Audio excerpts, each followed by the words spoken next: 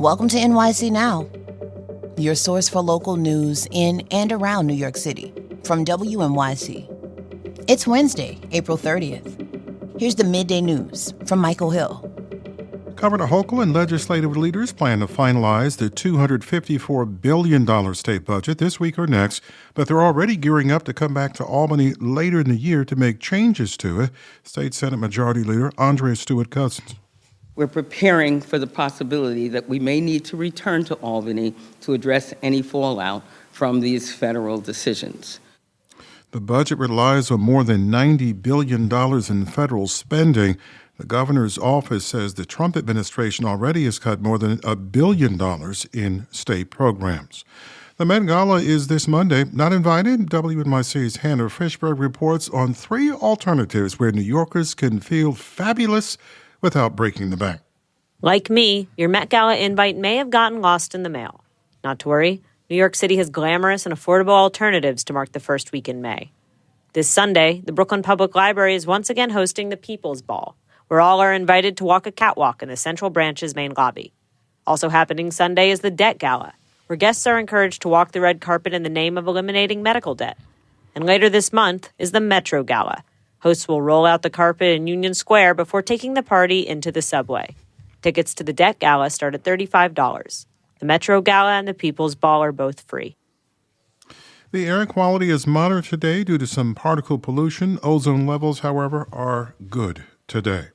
70 and sunny right now with an elevated risk for fire spread because it's so dry with low humidity and it's windy. Mostly sunny and 73. Wind gusts up to 14 miles an hour today. And then mostly sunny tomorrow and upper 60s. Stay close. There's more after the break. If you're looking for a reason to get outside this weekend, the 2025 Jane's Walk NYC Festival kicks off this Friday. That's the annual weekend-long celebration of New York City history, named after the famed urban activist Jane Jacobs. The festival features hundreds of volunteer-led walks all across the city that celebrate the neighborhoods, the culture, and the history of New York. Carrie Butler is the interim president of the Municipal Art Society of New York. Daniel Pecoraro is a historian and a tour guide and is leading one of the Jane's Walk strolls. They both join us now. Carrie, let's start with you. Remind us about Jane's Walk. What is it and how did this start? Sure. Jane's Walk is an international festival, and so walks will be happening all over the world this weekend. And MAS has been leading Jane's Walk in New York City since 2011.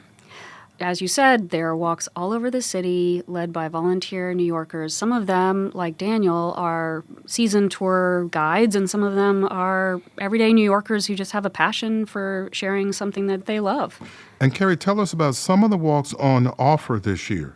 A few walks that we have going on. There's one about the Art Deco architecture in Sunnyside, Queens. We have a sound walk through Williamsburg, which highlights the DIY music culture and history of the area. There's a tour of nighttime in the Port Authority area. At nighttime, yes. Wow. And we have, if you're interested in rats and pigeons, we have a walk on that. Some people love them, and we have to learn to live with them. Wow. And how long does a typical walk last? About an hour and a half. Wow. Danielle, I understand you are leading one of the walks this weekend. Tell us about the one you're doing. So the walk that I'm leading is called Quenching Brooklyn's Thirst, and it's actually kind of a sequel to Jane's Walk that I've done in the past on the history of the New York water supply. This one is focusing specifically on Brooklyn when it was its own city.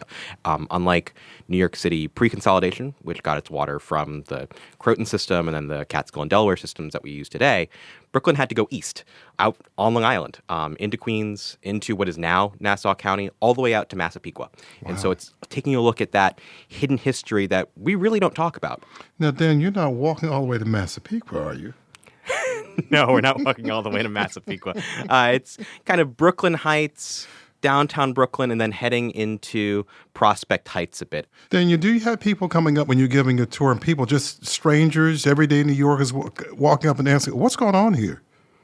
Oh, plenty. And that's the case with the tours that I lead outside of Jane's Walk. And I think especially during Jane's Walk weekend, because it's so community focused. And, those are the times where I get to be like, if you have time, come along, follow along and join in.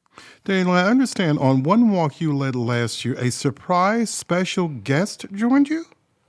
So this was from my Harlem walk, which was called Ray Carney's Harlem. It was built upon the two mystery novels that Colson Whitehead wrote the last couple of years, Harlem Shuffle and Crook Manifesto, and taking a look at sites that were referenced in the two books.